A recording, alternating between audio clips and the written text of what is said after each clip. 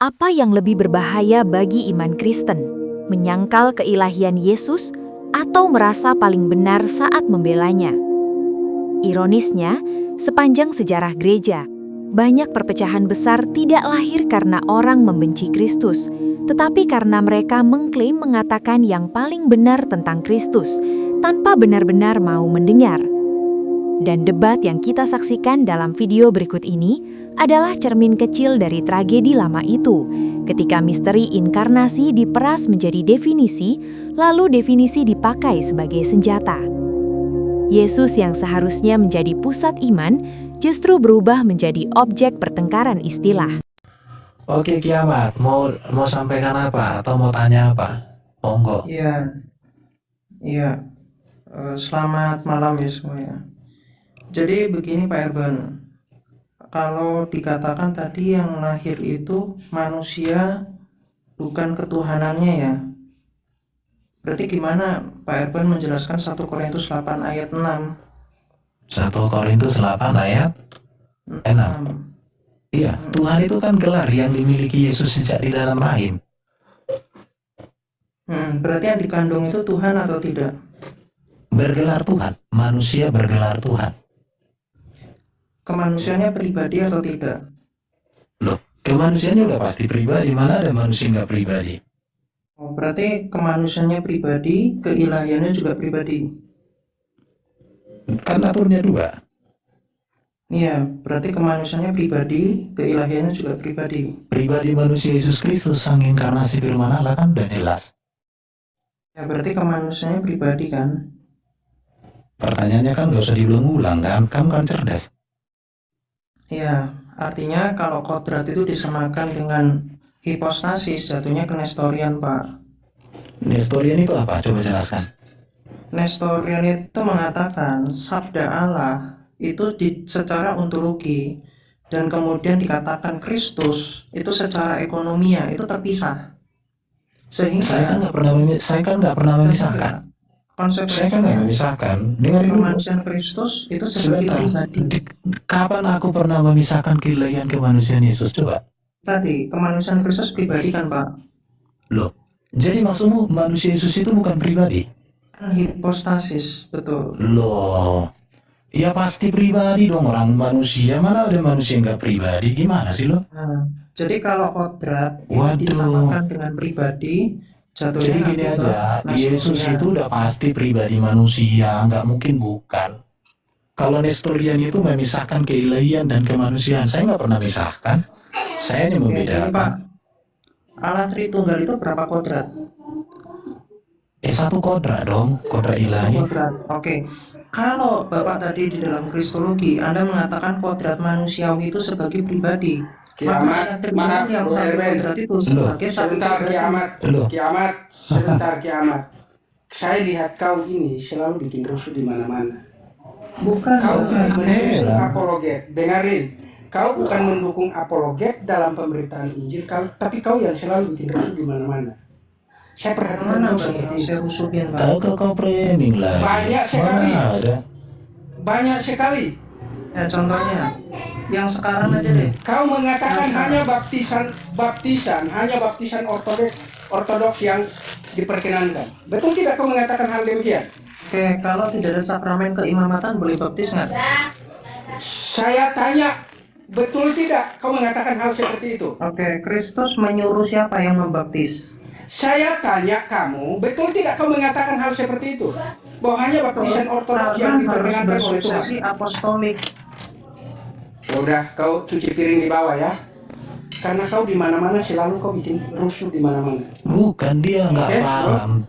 Jadi kalau Yesus itu bukan pribadi, Dari tadi, maksudnya Yesus itu sebentar. bukan manusia. Heran.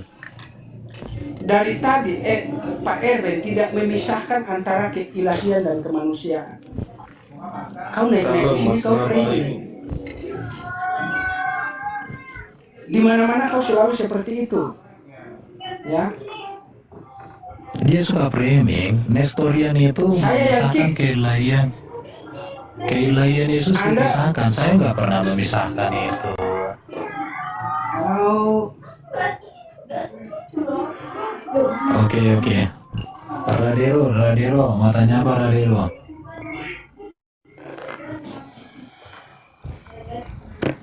Radero? Halo Radero? Iya ya, setiap punyamu pasti mama suruh. Saya kan sudah kasih tahu dari tadi bahwa yang dilahirkan itu manusia. Manusia yang punya gelar Tuhan yang namanya Yesus. Itu kan udah jelas. Gak apa-apa dia, gak apa-apa dia. Iya, gimana? Santai, Gimana? Pak. Saya itu Iya, lebih udah susun santai. paham Pak nggak? Erban aja tadi bilang, silakan kamu mau tanya apa, kamu mau belajar. Iya, udah ngerti nggak? Oke, definisi dari kodrat itu apa, Pak? Nggak usah bicara definisi, udah mengerti nggak yang saya sampaikan? Saya tuh tadi gagal paham ketika kemanusiaan Kristus disebut pribadi. Loh, jadi maksudmu manusia Karena yang Yesus itu pribadi bukan kan sang firman. dulu. Sebentar. Jadi Yesus itu ketika saya mengatakan dia pribadi, berarti Yesus itu tidak punya wujud manusia gitu. Manusianya itu anhipostasis karena hipostasisnya adalah Loh, firman Allah. yang saya tanya, Yesus itu manusia apa bukan? Pribadinya Bukan, sedang jawab Allah, aja, nggak pribadinya usah bukan panjang kali manusia. lebar kali tinggi. Yesus itu manusia apa bukan? Yesus itu sepenuhnya Allah dan sepenuhnya manusia. Oke, kalau dia manusia, bukankah bisa disebut pribadi manusia? Manusianya bukan pribadi. Oh, jadi kemanusiaan Yesus itu apa? Itu udah ajaran gereja tuh. Enggak. Kemanusiaan Yesus itu kalau bukan pribadi jadi apa? dipostasiskan. Loh, di mana Kodrat tertulis yang kita manusiawinya itu bawa? kan dari Coba, jangan pakai gereja kayak kau aja yang punya gereja. Sekarang saya tanya, Yesus itu udah kawaki manusia, yang namanya manusia itu udah pasti pribadi dong. berarti Pribadi sang firman dalam rupa manusia bisa. Pribadi Yesus sang inkarnasi firman, dengerin. Pribadi sang firman dalam rupa manusia, itulah Yesus. Atau pribadi manusia sang inkarnasi firman. Jadi kalau kau bilang Yesus, udah pasti pribadi. Kenapa? Betul, Karena Yesusnya itu natur pribadi, Yesus Pak. itu tidak terpisah. Dengerin, makanya ini Yesus dengar. Duh, tadi kau bilang Yesus bukan pribadi, sekarang udah betul.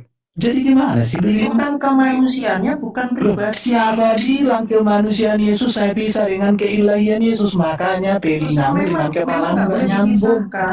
Dengarkan, saya tidak pernah memisahkan keilahian dan kemanusiaan Yesus. Kamu Ya, yang kok bisa? memisahkan. Lucu kamu. Oke, begini Pak Erban. Pribadi manusia sang inkarnasi firman Allah atau pribadi firman Allah dalam rupa manusia. Udah Oke. betul. Jadi kau bilang tadi Yesus bukan pribadi. Kalau Yesus bukan pribadi, Saya berarti mengatakan kamu. Yesus itu pribadi loh. Tidak pernah saya ngomong Yesus itu bukan pribadi. Tadi kau bilang, aduh, coba Nabi Nuh, betul nggak? Kita mendengar. Tadi kau bilang ketika kau ngomong Yesus pribadi, Nestoria. Udah kau minum apa dulu? Minum apa dulu? Minum jahe, minum vitamin. Kamu kayak anak kecil. Tadi aku bilang Yesus pribadi, iya. Tiba-tiba kau nggak terima lagi, lucu kau. Udah kau minum kopi aja dulu atau minum apa? Minum bandrek. Aku paling jengkel kayak gitu. Katanya Yesus itu pribadi gak? Ya pribadi dong. Emang kalau Yesus nggak pribadi gimana? Kiamat. Heran aku. Kupikir kau pintar, rupanya kau kelewatan pintar. Ya, kenapa Nabi? Oke lagi nih bang, relevan aja Tambah lah. hari Relevan dia aja lah. bukan tambah bagus. Kita Iya, gini bang, gimana? kita gini bang.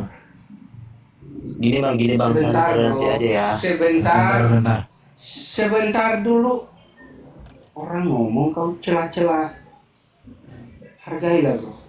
Kau tambah hari bukan tambah bagus kiamat, tapi tambah blunder kamu. Ya. Kau jelas-jelas tadi kau mengatakan Yesus itu bukan pribadi. Malah nuduh Pak Erben mengatakan Yesus itu memiliki pribadi sebagai manusia. Kau menuduh Pak Erben sebagai Nestoria. Itu 400 lebih orang yang mendengarkan itu. Tapi akhirnya diakui juga Yesus itu pribadi. Akhirnya manusia Gimana sih? mengakui Yesus itu pribadi. Itu namanya goblok.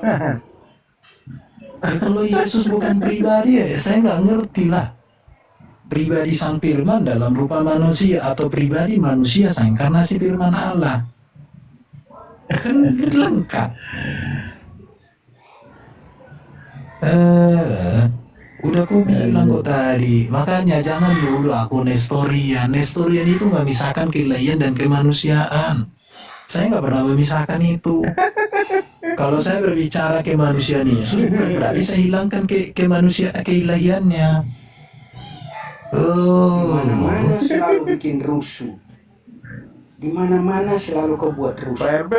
Debat teologis yang terekam dalam video tadi sejatinya bukan sekadar adu argumen antar individu. Ia adalah potret kecil dari pergulatan panjang teologi Kristen dalam menjelaskan misteri terbesar iman. Siapakah Yesus Kristus sebenarnya? Tuhan atau manusia? Atau keduanya? Dan jika keduanya, bagaimana keduanya itu bersatu tanpa tercampur, tanpa terpisah, tanpa saling meniadakan? Di titik inilah perdebatan antara Erben dan Ki Amat mengemuka, bukan hanya sebagai perbedaan pandangan, tetapi sebagai perbedaan cara memahami istilah, tradisi, dan bahkan cara mendengar satu sama lain. Erben, yang berulang kali menegaskan posisinya, sebenarnya berdiri pada fondasi kristologi klasik. Ia menekankan bahwa yang dilahirkan dari Maria adalah sungguh manusia, bukan ketuhanan sebagai kodrat ilahi. Namun pada saat yang sama, ia menolak keras tuduhan bahwa ia memisahkan keilahian dan kemanusiaan Kristus. Baginya, pembedaan bukanlah pemisahan. Ini adalah garis tipis, namun krusial, yang sejak Konsili Kalsedon menjadi prinsip utama iman Kristen. Satu pribadi, dua kodrat. Masalah mulai muncul ketika istilah pribadi digunakan dalam konteks kemanusiaan Yesus. Disinilah Ki Amat mengangkat keberatan serius.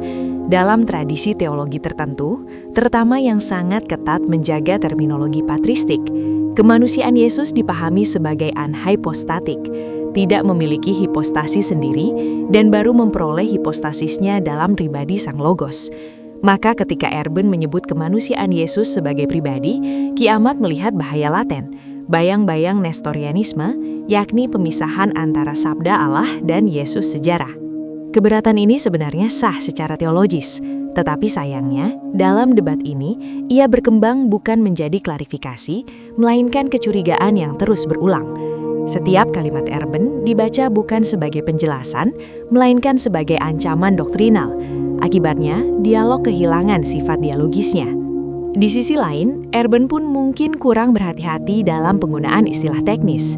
Menggunakan kata pribadi dalam percakapan publik tanpa penjelasan konseptual yang memadai memang rawan disalahpahami. Namun kesalahan pedagogis tidak otomatis berarti kesalahan doktrinal. Inilah perbedaan antara kekeliruan istilah dan kesesatan iman, dua hal yang sering disatukan secara tergesa-gesa dalam debat teologis. Intervensi Nabi Noto memperlihatkan dimensi lain yang tak kalah penting, dinamika emosional dan etika berdialog.